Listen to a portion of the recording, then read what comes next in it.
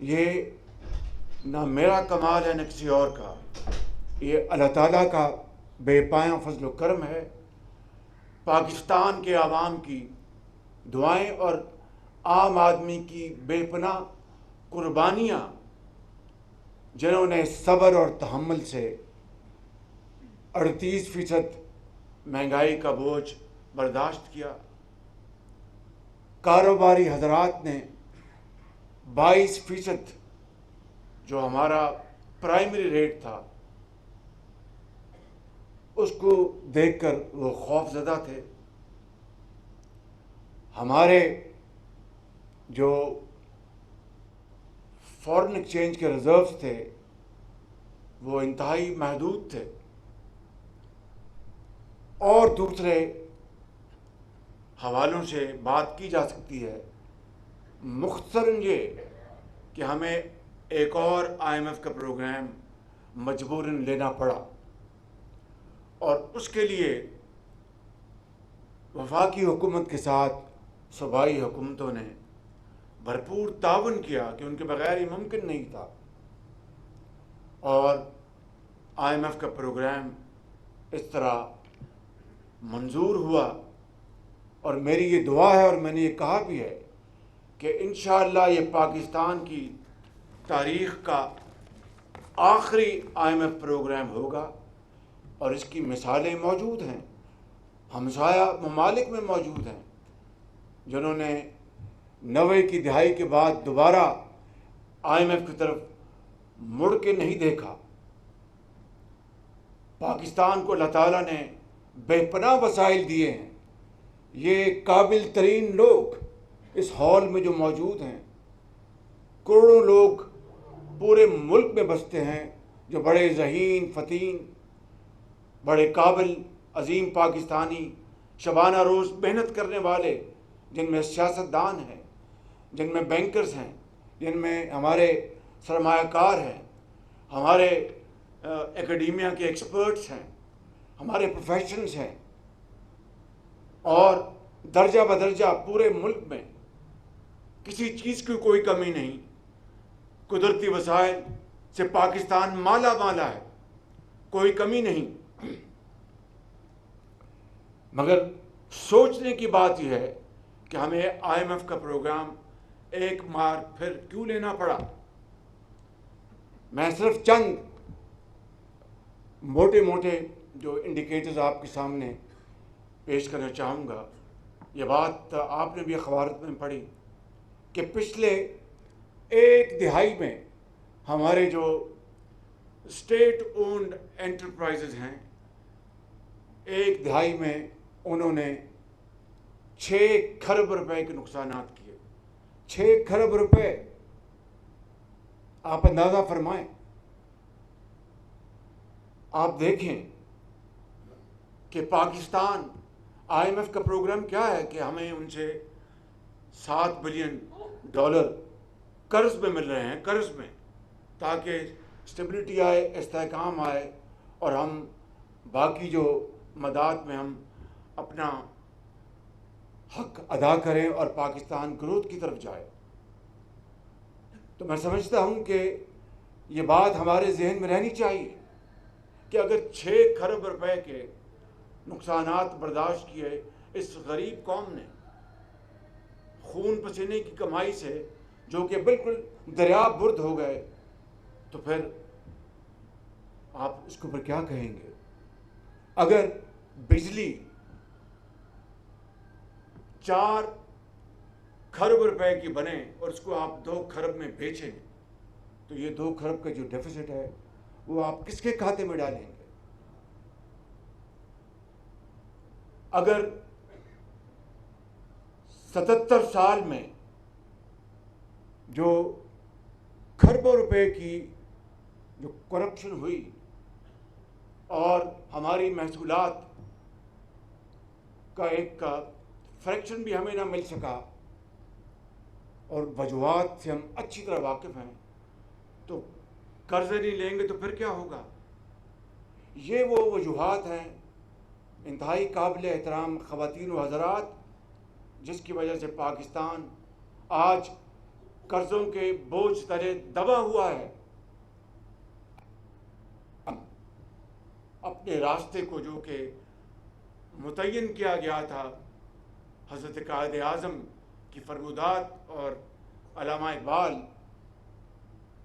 کے خوابوں کی تعبیر کے حوالے سے، تو آج پاکستان قرضوں کو بوجھ تلے دبا نہ ہوتا بلکہ اقوام عالم میں سر فخر سے اٹھا کے چلتا. آج پاکستان کے اندر ترقی اور خوشحالی کو پہیے کو گھمانے کے لیے، جس طرح فائنانس منسٹر اور پلاننگ منسٹر نے بات کی، جو وسائل چاہیے وہ وسائل موجود ہوتے. آج دنیا کی کوئی بھی قوم آپ لے لیں تو ان کی جو پاپولیشن ہے وہاں پر نوجوان ان کا موونگ انجن ہے. یہ وسائل اگر ہمارے پاس آج ہوتے تو پاکستان کہ نوجوان نسل آج پاکستان کا سب سے بڑا اثاثہ ہوتا بہترین تعلیم اور زیور تعلیم کے حوالے سے. لیکن یہ ہیں وہ چیلنجز جس کی وجہ سے ہماری معیشت بھی، جس طرح آپ نے خود دیکھ لیا کہ ان ممالک سے کہیں آگے تھی 60 اور 70 کی دہائی میں، اور آج ہم کتنا پیچھے چلے گئے ہیں کہ جس کا کوئی شمار نہیں ہے. لیکن اس کے اوپر رونے دھونے سے کوئی فائدہ نہیں ہوگا. ایک دوسرے کو لعن طعن اور ملامت کرنے سے کوئی فائدہ نہیں ہوگا. ہاں، ایک سیلف انٹروسپیکشن، اپنے گریبان میں جھانک کر ایک آنےسٹ تجزیہ وہی قوموں کی زندگی کو بدل دیتا ہے. اگر آج ہم یہ فیصلہ کر لیں کہ ماضی میں جو نقصانات ہوئے، ماضی میں جو خرابیاں اور کمزوریاں ہوئیں، ان کو ہم سامنے رکھ کر پوری قوم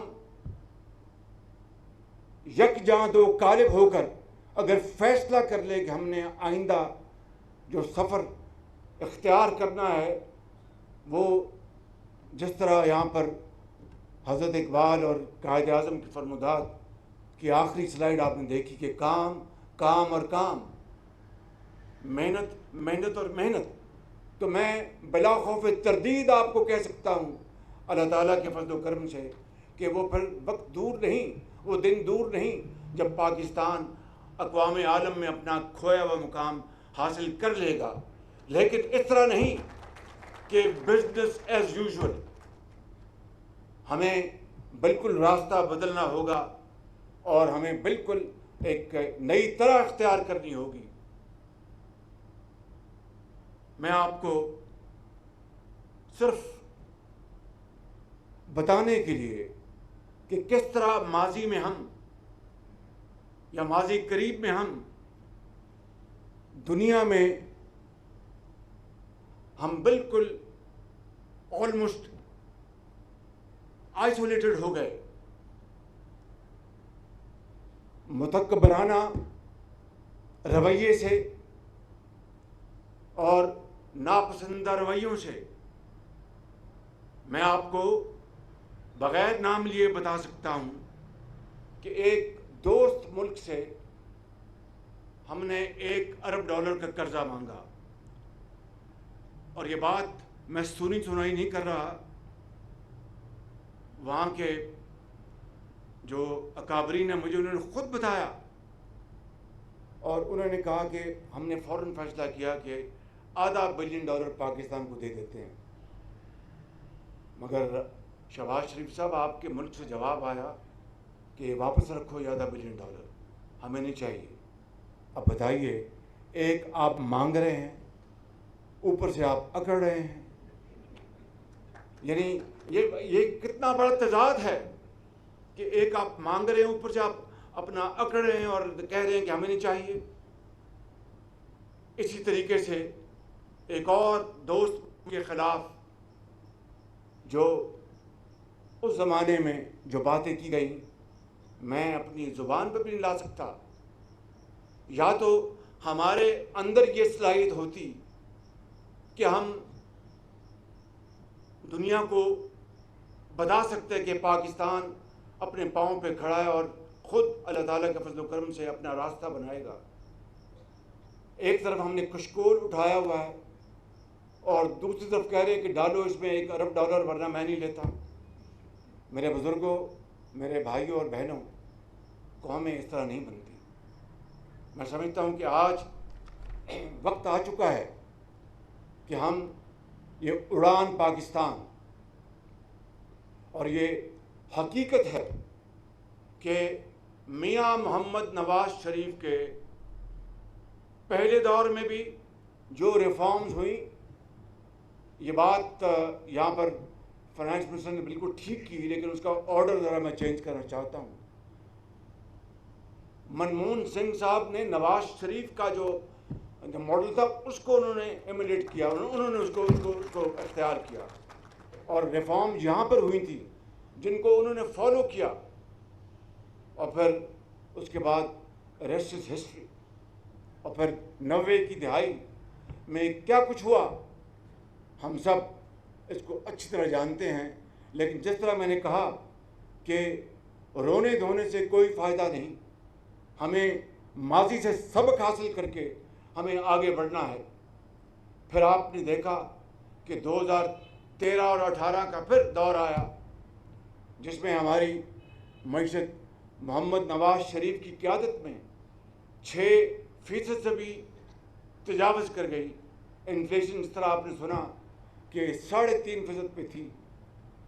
وہ وقت آج بھی لوگوں کے ذہن میں بڑے تازہ ہیں، لیکن میں سمجھتا ہوں کہ ہم ماضی میں جائے بغیر اب آگے ہمیں بڑھنا ہے، اور آگے کے لیے آج اللہ تعالیٰ کے فضل و کرم سے، آپ کی دعاؤں سے، اور خاص طور پر پاکستان کے کروڑوں عوام، بھائیوں بہنوں، بزرگوں، ماؤں، بیٹوں اور بیٹیوں کے، جنہوں نے ان ماضی قریب کے سالوں میں بدترین مہنگائی کا سامنا کیا مگر صبر کو ہاتھ سے جانے نہیں دیا، اور ملک کے اندر جو آگ لگی تھی ہر چیز کے اوپر، میں سمجھتا ہوں کہ یہ کریڈٹ آج اگر میں دیتا ہوں تو سب سے پہلے اللہ تعالیٰ کے فضل و کرم سے پاکستان کے کروڑوں عوام کو، اور یہ IMF کا پروگرام جو ہم نے کیا ہے، اور آج الحمدللہ آپ کی بتایا ابھی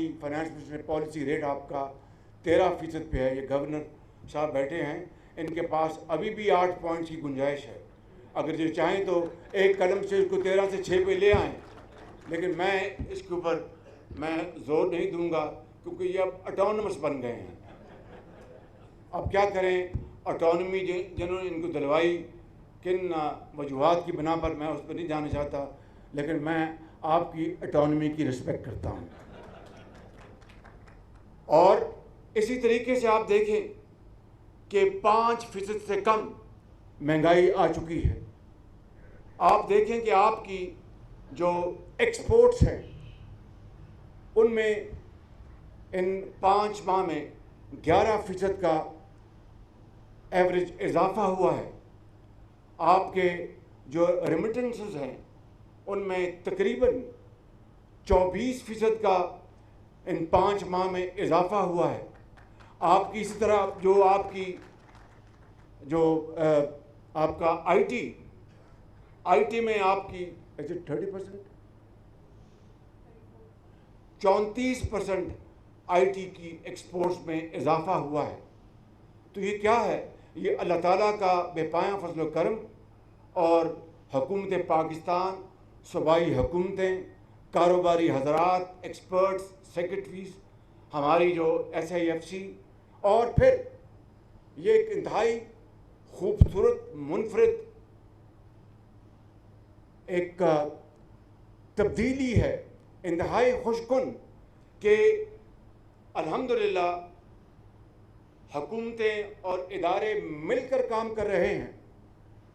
یہ میں نے اس طرح کی پارٹنرشپ ماضی میں نہیں دیکھی۔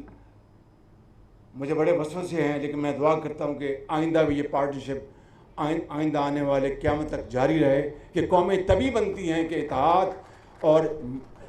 اتحاد اور اتفاق سے قومیں بنتی ہیں۔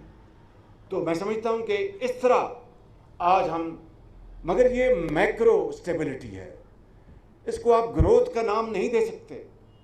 اس کے لیے ایک لمبا سفر اختیار کرنا ہے، اور اس میں ظاہر ہے کہ ہمیں آئی ایم ایف کے جو ان کی جو کنڈیشنلٹیز ہیں اس کے اوپر ہمیں ظاہر ہے کہ ہمیں اس کو فلفل کرنا ہے. یہ تو آئی ایم ایف نے تو کبھی نہیں کہا تھا کہ جناب آپ کے 4 ٹریلین آپ کے یا 3 ٹریلین سالانہ آپ کے جو رسیٹس ہیں یا محصولات ہیں وہ دریا برد ہو رہے ہیں. یہ آئی ایم ایف تو کبھی نہیں کہا تھا، یہ تو ہماری اپنی ذمہ داری تھی کہ ہم وہ محصولات حاصل کرتے، اور اسی طرح جو دوسرے جو ہمارے اہداف ہیں ان کو ہم فلفل کرتے. ہم بتائیے کہ 3 ٹریلین ہمارے جو محصولات ہیں وہ خرد برد ہو جائیں تو پھر قرض نہیں لیں گے تو اور کیا کریں گے آپ؟ تو یہ ہے وہ ایک چیلنج جو آج جس کا ہمیں سامنا ہے. میکرو اسٹیبلٹی اللہ تعالیٰ کے فضل و کرم سے آ چکی. خدا تعالیٰ کے فضل و کرم سے یہ جس طرح ہم نے بتایا کہ it's a team work and a great team work led by Federal Cabinet and DPM, Provincial Chief Ministers, and their teams in the provinces, SAFC. And I must tell you without any fear of any kind of exaggeration that I, for the first time in my lifespan, political lifespan, never experienced this kind of cooperation which I have received from the Army Chief and the institution. For the good of this country, اللہ کرے کہ یہ ہمیشہ جاری رہے اس طرح کی، کیونکہ we are here to play our innings and go home. یہ مگر ملک چلے گا انشاءاللہ اور قیامت تک چلے گا. تو اس کے لیے یہ جس طرح میں نے یہ لفظ کہا کہ ایک بڑی خوبصورت بات ہے، منفرد بات ہے کہ یہ آج تجربہ میرے لیے انتہائی خوشگوار ہے. میں یہاں پر اب یہ کہنا چاہوں گا کہ اب وہ گروتھ کس طرح ہوگی. اسٹیبلٹی آپ لے آئے اور اس کے اوپر ہمیں پوری طرح فوکس رہنا ہے، اس سے ہم آگے پیچھے نہیں ہٹ سکتے.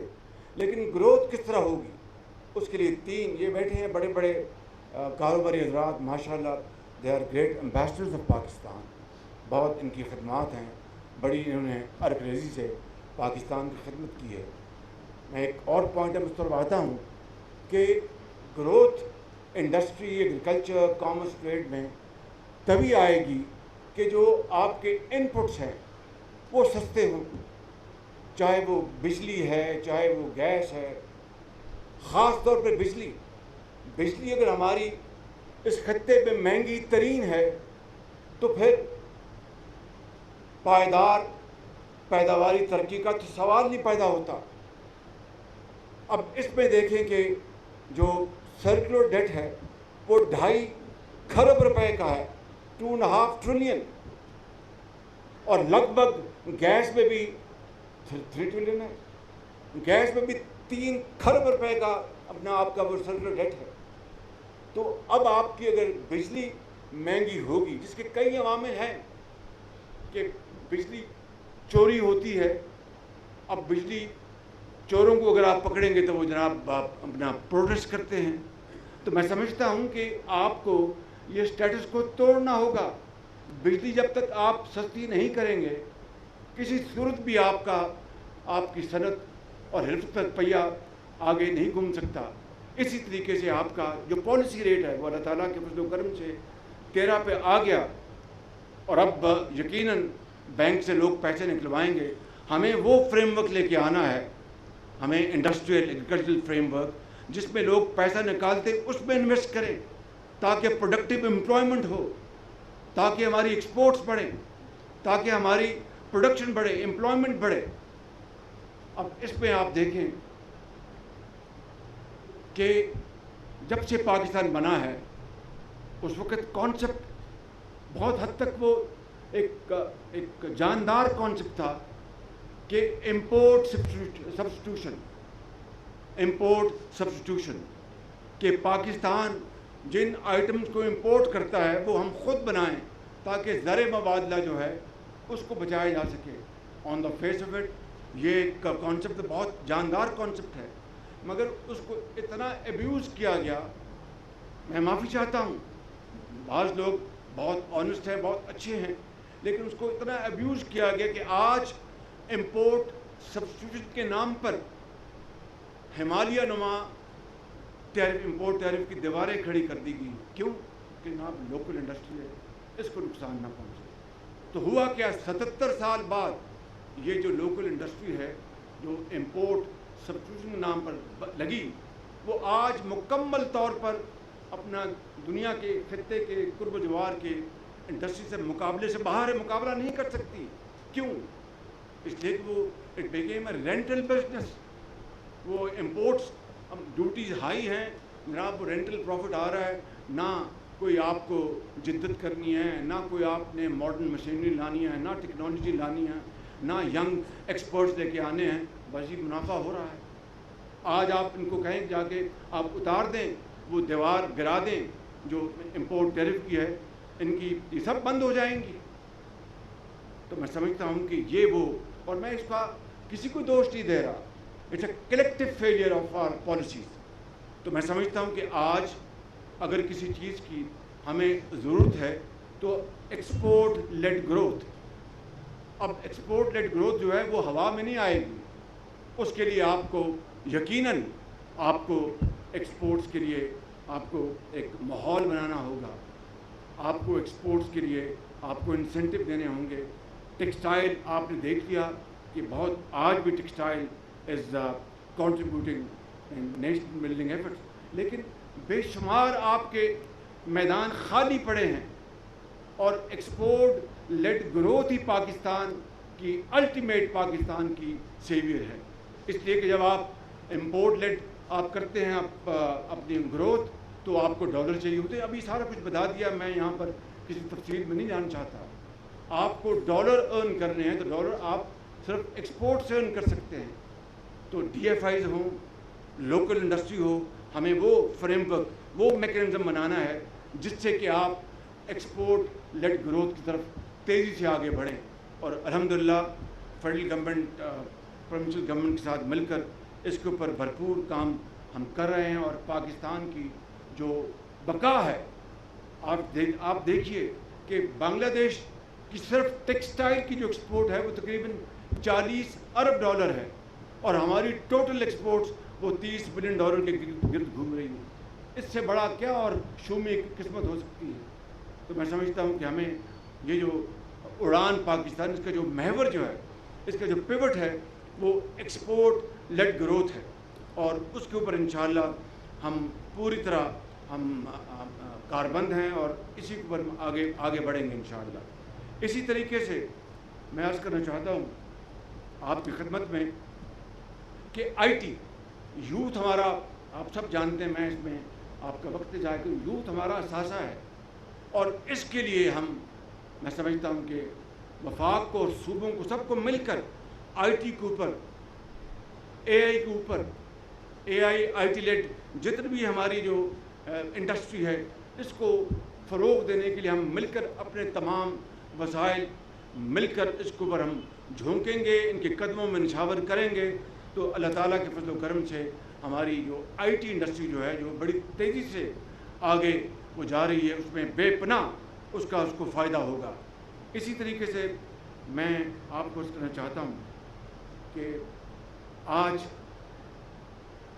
ڈیجیٹل اکانومی کا زمانہ ہے.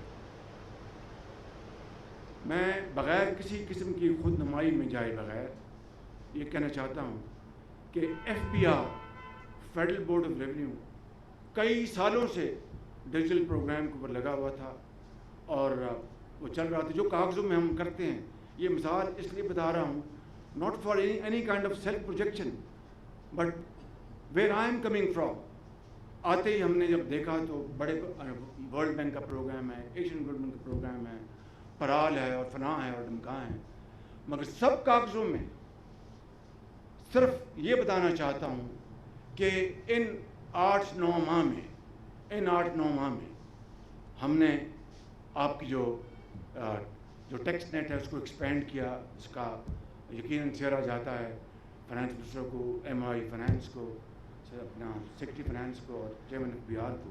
وہ آج تقریباً کتنی فگر پہنچ گئی آپ کا ٹوٹل ریٹرنس؟ 57 لاکھ شاید 57 لاکھ، جو کہ بذات خود ایک ریکارڈ ہے.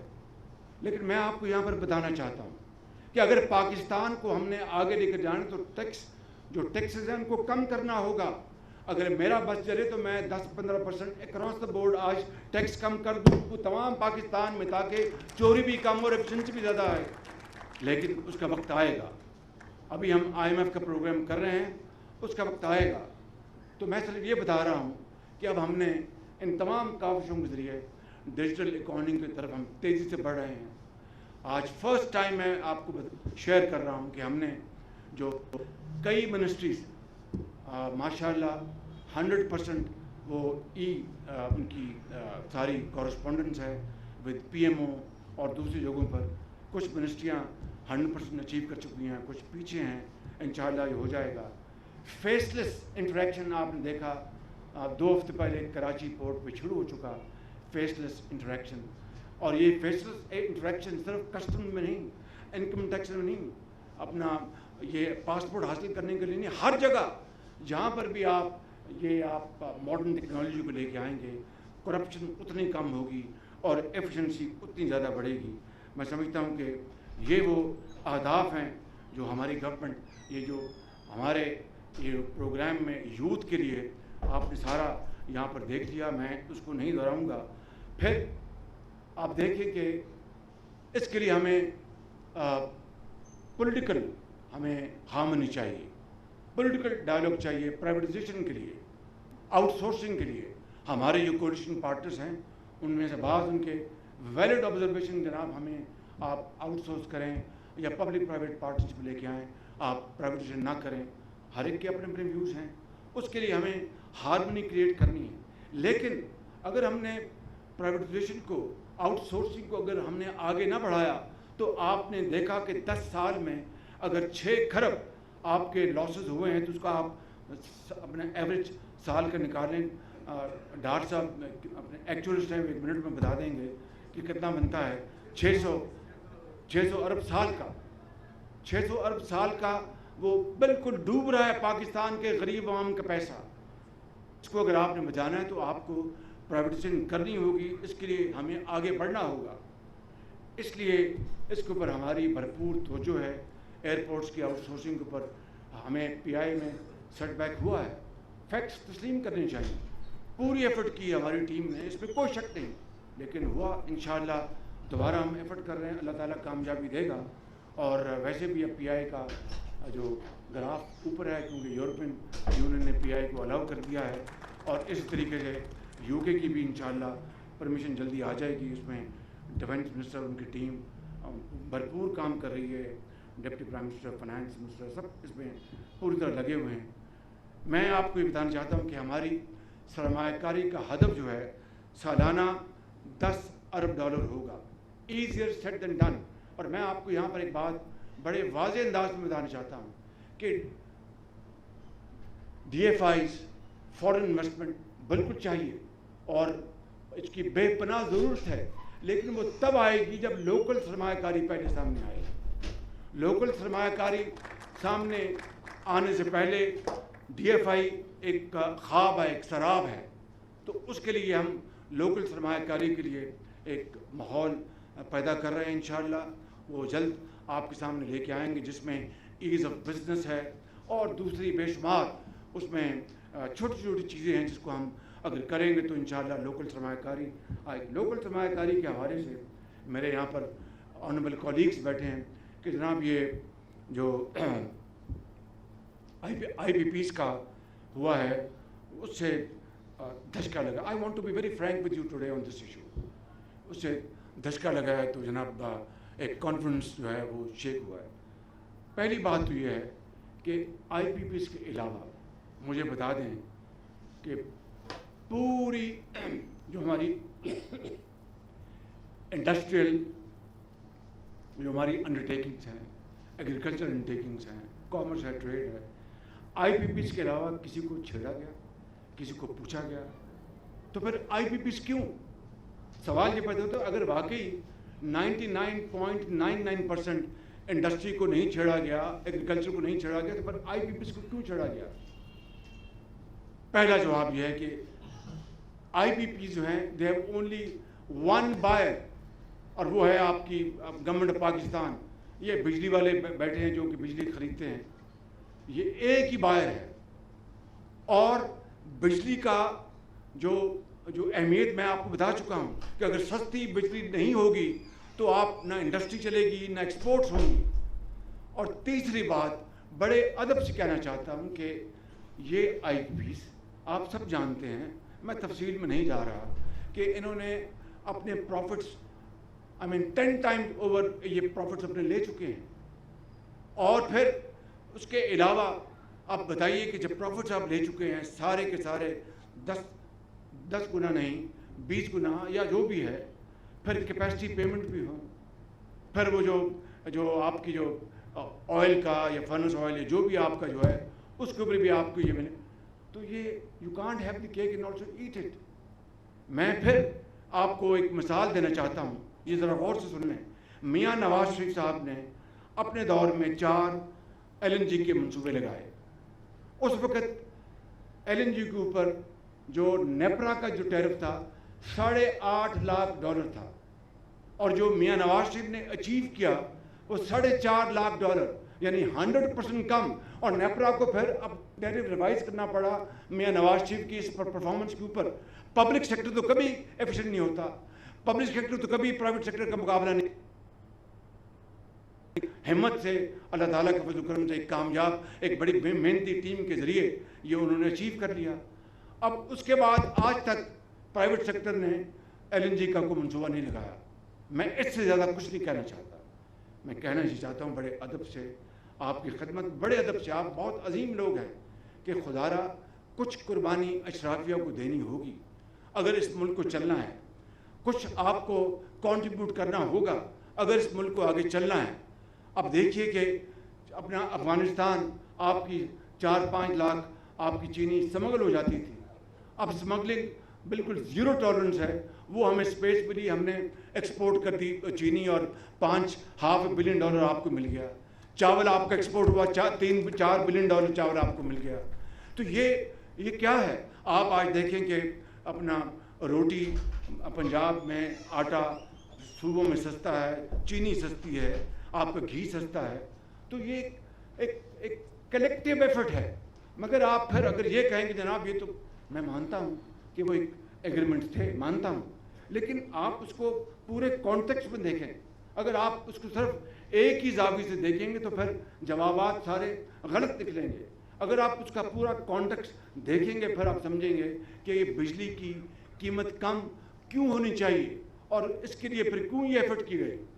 तो मैं, और ये पहली एफर्ट नहीं है, पिछली हुकूमत ने मेरी की थी और रास्ते में छोड़ दिया था। ये सब गवाह है, मेरे दोस्त जानते हैं। ये एफर्ट जो है एक सीरियस एफर्ट हुई और उसको कामयाबी मिली। तो मैं आपसे यर्ज करता हूँ, मैं जानता हूँ मेरे पास कॉलीग्स इससे इत्तेफाक नहीं करते, मैं उनका बड़ा एहतराम करता हूँ, लेकिन मैंने आपको तफसील से बात बता दी। देखिए कि तारी दोनों हाथों से बजती है। आप देखिए जापान, मैं एक दफ़ा जापान गया और वो होंडा फैक्ट्री थी। मैं जब गुजर रहा था तो ऊ की आवाज़ आई, तो मैंने कहा ये क्या मामला है। फिर मैंने जो हमारे होस्ट थे मैंने लगा उनसे पूछने, मैं चुप हो गया। फिर मैं आगे गया, फिर जब तीसरी मरतबा हुआ तो मुझसे रहा ना गया। मैंने कहा ये वो डायरेक्टर था, मैंने कहा ये क्या हो रहा है। उसने कहा जी ये वर्कर्स हैं, एहतजाज कर रहे हैं, अंदाज़ा करें काम नहीं रुका, प्रोडक्शन जारी है, मगर अपना एहतजाज उन्होंने रिकॉर्ड करवाया करके। यहाँ पर तो जनाब इस्लामाबाद पर अपना लश्कर कशी हो जाती है और एक दिन का नुकसान 190 अरब रुपए है। एक दिन का नुकसान 190 अरब रुपए है। ये गरीब कौम है, कौन इसका हिसाब देगा। तो मैं समझता हूँ मैंने इस तरह कहा कि मैं अपना सियासत में नहीं जाऊँगा आज, क्योंकि फिर अगर इलेक्शन के बाद हुई तो बात बहुत दूर तक जाएगी। सिर्फ ये कहना चाहता हूँ कि अगर हमने अपनी कौम को बनाना है, मुल्क को बनाना है, तो उसके लिए इंशाअल्लाह हम आपके साथ मिलकर हर वो काम करने के लिए तैयार है। देखिए कि हमारी टीम ने IMF से पूरा केस लड़ा और जो स्पेशल इकोनॉमिक जोन्स हैं 19 उनसे अपना ले लिया कि जनाब ये आपने पहले नोटिफाई किए हुए हैं, ये आप करें। उसमें कराची में, अपना पोर्ट कासम में, पूरे पाकिस्तान में वो एक्सपोर्ट जोन्स हैं। ये एफर्ट की गई। पहले IMF ने इनकार कर दिया। जब उन्होंने देखा कि ये जेन्युइन केस है तो मैं समझता हूँ कि ये वो मामलात है, ये वो एफर्ट्स हैं जो कि वफाक सूबों के साथ मिलकर कर रहा है।